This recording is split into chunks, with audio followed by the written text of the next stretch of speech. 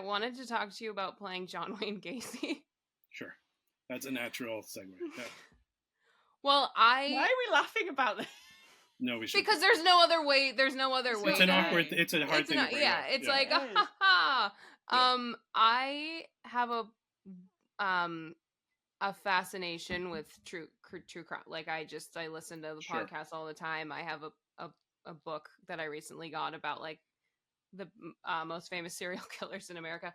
I'm wondering how you deal with playing a character like that, because I even sometimes when I'm listening to these things, like, and I'm not even looking at anything or watching anything, I need to like cleanse and not listen because my mood just drastically shifts. And I'm wondering how you kind of prepare and get in and out of being able to do that. Yeah. It was really tough. And I don't think I realized how hard it was until I was out of it. So for everybody who's listening who doesn't know, this is a upcoming 8-part limited series for Peacock called Devil in Disguise, John Wayne Gacy, and we made it in Toronto last like September through March, and so I'm pretty freshly out of it, and so first of all, I did a ton of research. And there's a lot of material out there. There are lots of books and documentaries and YouTube videos and podcasts, and some were, obviously way more useful than others. But I really wanted to kind of be exhaustive about it and make sure that I, learned everything that I could, not out of a morbid fascination, but out of a respect for the gravity of the material and a respect for the victims and the victims' families. How I went about it, there were lots of technical ways I tried to find a way into the character, but in terms of like protecting myself spiritually, I would say one of the big things was, in my opinion, he was so disconnected from what he was doing.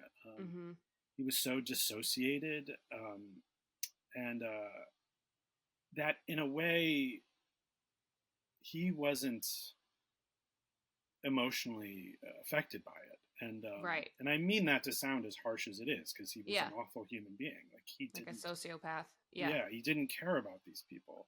And so, in an odd way, the being of him wasn't the difficult part. It was like after we wrapped, for the night or whatever, then like taking in what just happened or what I just shot. But like the other actors, I think, had a much harder time on set. Like the great actress Marin Ireland, who's an old friend of mine, she plays Elizabeth Peast, who was the mother of Gacy's last known victim, Rob Peast. And every time she's on camera, she's crying or screaming or freaking out about finding her son, or then processing the fact that her son was murdered and or her son's body was found.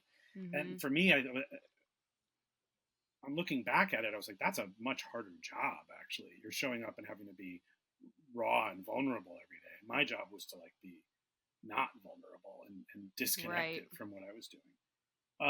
So in some weird way that protected me. And then the other thing was my family moved with me to Toronto. So luckily my wife Emily was able to come, and we have a 2-year-old daughter and our dog Murray, and we rented like a place that we could be a family in, and we fell in love with Toronto.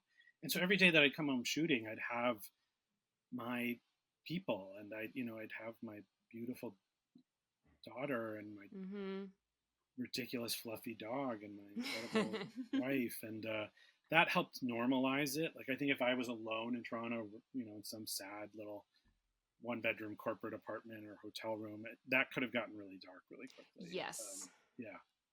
Yeah, because it's just so opposite of like Patriot or you selling your sister's underwear on Orange is the New Black. Just really different. Really different. I love that you know Patriot. Yes, my friend Anthony. Hi, Anthony. Hey, Anthony. He's Oh. He's Rick actually Rick he loves you, Anthony.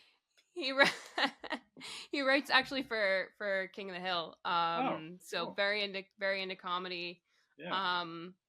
I met him because I was working at Warner Brothers, and he wrote for The Big Bang Theory for the Nice. 45 years that it was on.